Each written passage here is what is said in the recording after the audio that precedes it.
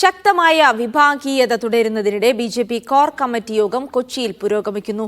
ഉപതെരഞ്ഞെടുപ്പ് ഫലവും സംഘടനാ തെരഞ്ഞെടുപ്പുമാണ് മുഖ്യ അജണ്ട.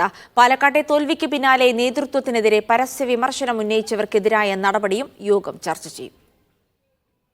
കൊച്ചിയിലെ സ്വകാര്യ ഹോട്ടലിൽ നടക്കുന്ന യോഗത്തിന്റെ അജണ്ട സംഘടനാ തെരഞ്ഞെടുപ്പും ഉപതെരഞ്ഞെടുപ്പ് ഫലത്തിന്റെ അവലോകനവുമാണ്.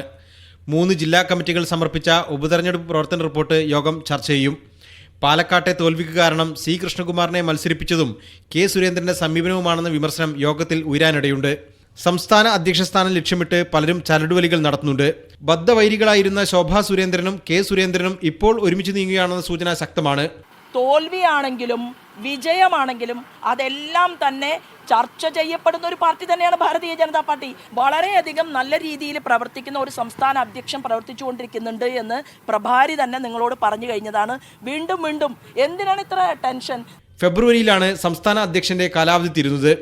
തദ്ദേശ തെരഞ്ഞെടുപ്പ് മുന്നൊരുക്കവും യോഗം ചർച്ച ചെയ്യും. കേരള പ്രഭാരി പ്രകാശ് ജാവ്ദേക്കറും സഹപ്രഭാരി അപരാജിത സാരംഗിയും യോഗത്തിൽ പങ്കെടുക്കുന്നുണ്ട്. മീഡിയ 1 കൊച്ചി.